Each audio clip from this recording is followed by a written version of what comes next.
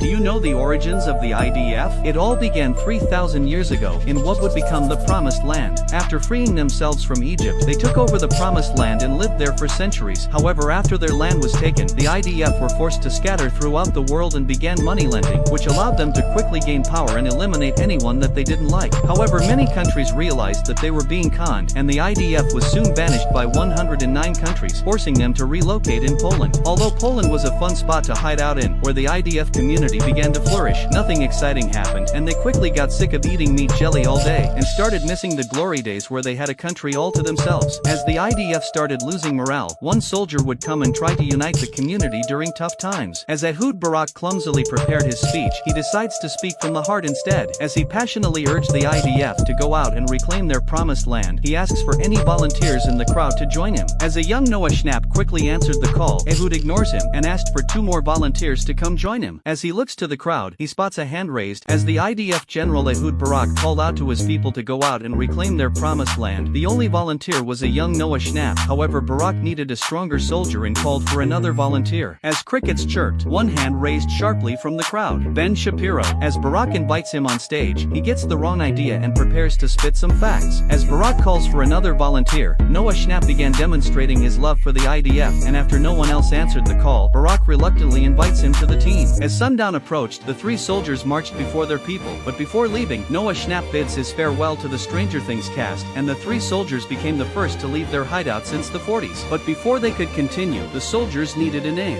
As Noah says he felt like a more sad agent after leaving the cave, Barak asks Noah to repeat himself, and thus the first Mossad agents set out to complete their operation. As the soldiers marched past Germany with a hint of fear, trekked through the rough terrain of the Alps, crossing into France, and finally reached the sea, they sailed through the Atlantic Ocean in hopes of finding a good country to infiltrate. However, their voyage took a dark turn as they ran out of kosher rations and resorted to cannibalism almost immediately. As the IDF sent out the first ever Mossad agents on a mission to reclaim their promised land, while traveling overseas, they ran out of kosher rations and began cannibalizing each other. Just as Ben Shapiro was about to eat out Ehud Barak, the horn of the USS Liberty quickly redirects their attention to the city of their people, New York. Coincidentally, JFK was long gone, allowing them to freely roam and moneylend as they pleased. As they pinched up some new yarmulkes, they began wandering around town, seeing if they could compromise any positions of power. As Ben Shapiro looked at all the Broadway shows with femboys for the first time, young Noah Schnapp sneaks into a taxi and began spying on civilians. Being a complete novice, he gets spotted almost immediately. After getting kicked out, Noah then enters the mall, prompting Ehud Barak and Ben Shapiro to chase after him. As Barak and Shapiro finally reunite with him, the mall shuts down, which was the perfect opportunity for them to get cozy without spending a dime. As Ben turned on the TV and switched to Love Island, the Mossad agents got invested in the story. Suddenly, the channel switched to a late-night talk show, and Ben tried to change channels. However, it wasn't just any late-night talk show. It was the evil late-night talk show that spoke of a place where you could have so much fun, it was a crime. As the IDF searched for the most despicable villain to follow after, they get a hint after seeing a late-night talk show talking about a pizza party where you could have so much fun, it was a crime. The person hosting this party was none other than Ghislaine Maxwell, one of the most despicable villains to walk the planet. The location of this event would take place at Little St. James Island, and only the most vile of the bunch attended the party. Seeing this, the Mossad agents had their answer and wasted no time to go out in search of this villain to recruit her. After finding no luck talking to civilians for help, the Mossad agents opted on hitchhiking to catch a ride to the cursed island.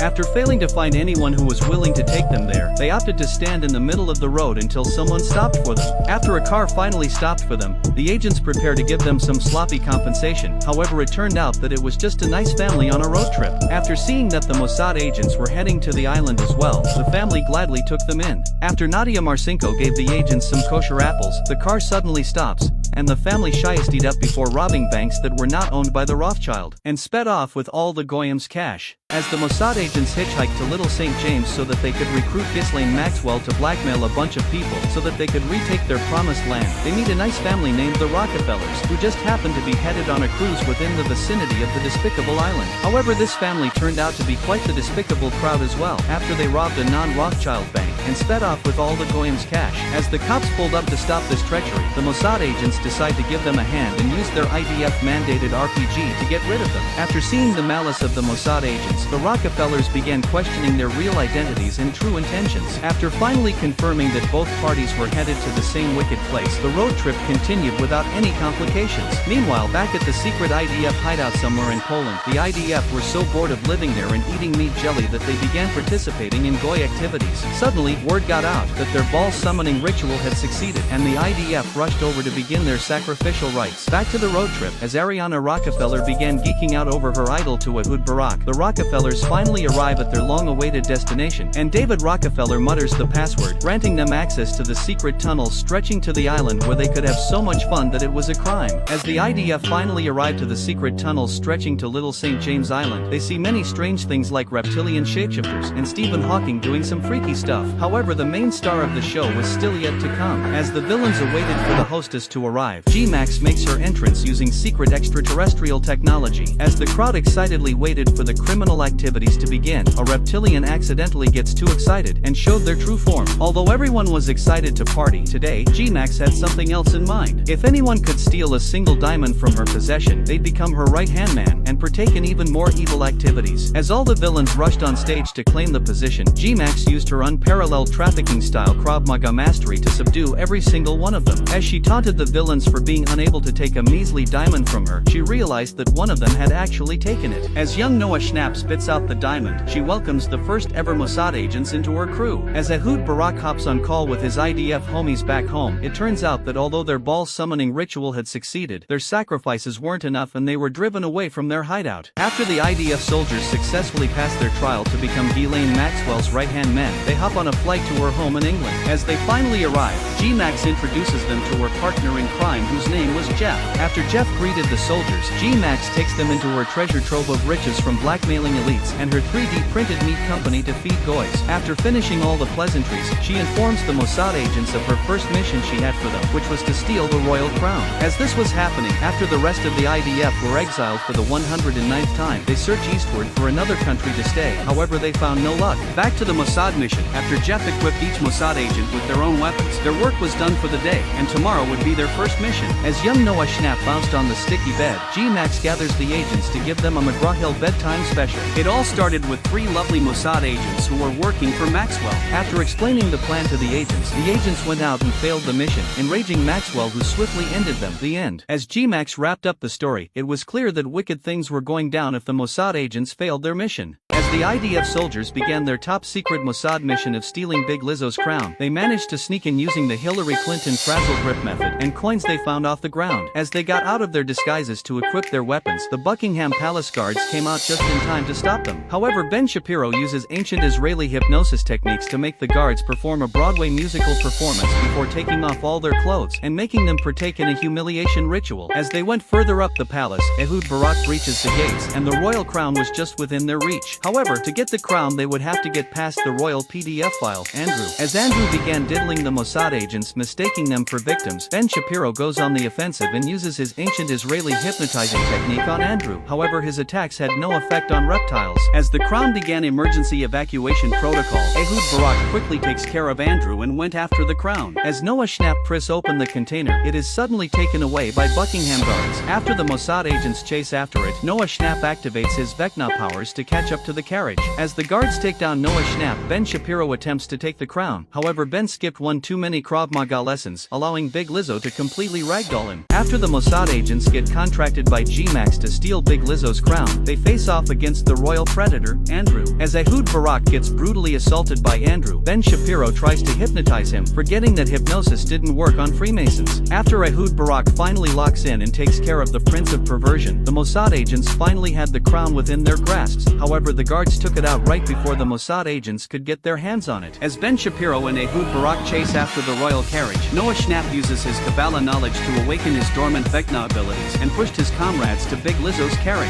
As the guards closed in on young Noah Schnapp, he manages to levitate away from them, and the guards requested for backup for the Queen's protection. As Noah Schnapp effortlessly dodged a car, he gets full of himself before getting slammed into the underground tunnels. As Ehud Barak takes control of the carriage, Ben Shapiro gets ragdolled by Big Lizzo due to his lack of Krav Maga training, and Noah Schnapp manages to hop on the carriage to stop it right before it could crash into the river. As the carriage slammed into the tree, Big Lizzo orders her guards to seize the terrorist spies and have them executed. As young Noah Schnapp heads up to grab a shank to defend himself. Thanks to his strength awakened through the Kabbalah, he manages to pull out Arthur's Excalibur, which was a feat that granted full sovereignty over England. After young Noah Schnapp pulls out the legendary Excalibur from the stone, he was granted full sovereignty over England, replacing the royal family and Big Lizzo. G-Max was not happy upon hearing this, as the Mossad agents that were supposed to be her henchmen had totally eclipsed her in terms of villainy, and flies out to confront them. As young King Noah Schnapp finally arrives at the royal palace, he gets nervous, but comes around after replacing the royal guard in IDF uniforms. As King Noah Schnapp gets on stage in front of thousands of mindless goys, he makes his first royal decree to destroy Palestine, and give the IDF their 3,000-year-old promised land back. As the Mossad agents successfully infiltrated their first country, they began messing around with all the new luxuries they were given.